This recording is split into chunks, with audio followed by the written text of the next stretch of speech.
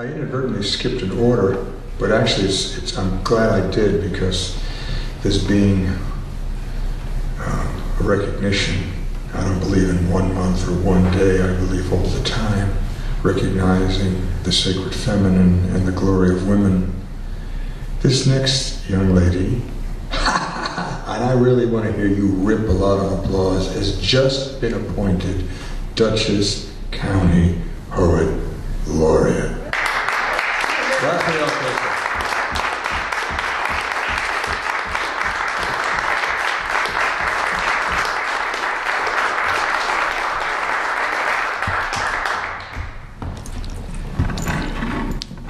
It's bright over here. Okay. We have no secrets. Pleasure to read here tonight with all of you wonderful writers and friends. Keeping up with a Russian theme, during my adolescence and youth I read a lot of long Russian novels. So here's a poem called How to Enter a Russian Novel. Do you feel the floor under your feet? Can you find your way through a snarl of streets? After 3 shots of vodka, does the color of the sky matter? The cabbie in some damp and smoky city will get you where you want to go. Your collar turned up against the mind's brutality, while the rain and uncertainty make definitive color difficult, blurry. Did you really think it would be otherwise? Like the grand old novels where life was brilliant and sparkling? Well, the rain fell, or the snow, or someone squealed or swore, or lovers left or entered the room with misery. And Masha, newly arrived, was unbuttoning her coat, her fingers fluttering like doves. They wore coats with many buttons on colors dark as cassis, that no one would remember, and their bootfalls echo down gray winter streets. And there is always a gunshot in the orchard, then birds taking flight, while she watches from a window, trying to decide if there are any good men in this world.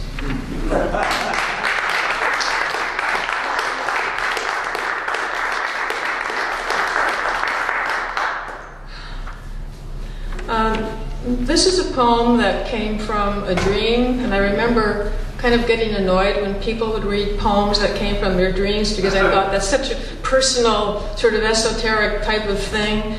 But I dreamt of this lake twice, and it was so real and so technicolor that it wound up as this poem. And with a nod to, I guess, Jared, who left, he read the bed poem. There's a lot of repetition in this poem. It's called How the Lake and the Sky. Because I feel something coming toward me, like the sway of water entering. Because I walk the shore of a green lake.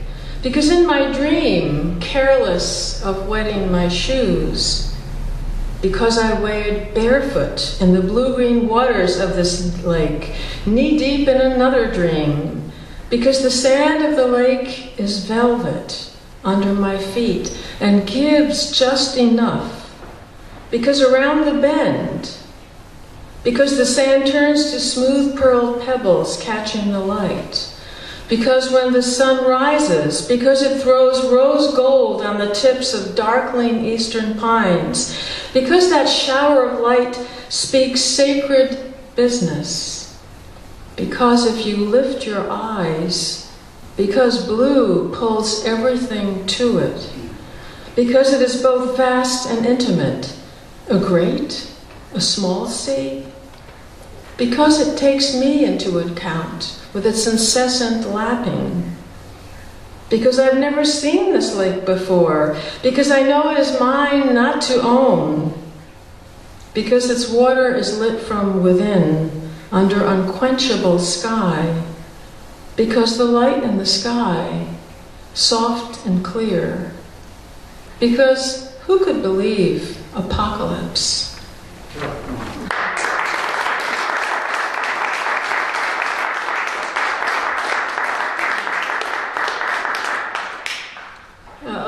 a strange poem, but okay, this is called, last one. It's about a feeling when we kind of feel very distant from ourselves, but it also plays a lot with sound. It's more about a feeling than any particular thing. When I go distant from myself, even the words on the page can't find me. I am scatter, scar, the roughening wind, bark bitter, the way eyes closed go paisley blind. I drown in lakes, run rivers, water so thick my limbs forget themselves, give way, give out. I am so hungry I cannot eat, wander where the gleaming thrums and shines beyond the bridge, roaming the shore of a cloud bank, called down by crows, damp-feathered black love chorusing all the waking hours. When I go distant from myself, the sky tilts and rushes and carousels into such wild sleep. I go where welcome chums me into bright air, unwritten and speechless, beyond reach and rising.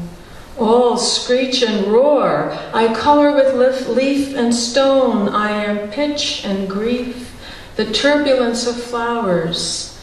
I succumb to the sun's wise brine, tangle in bush and bird song. Thank you.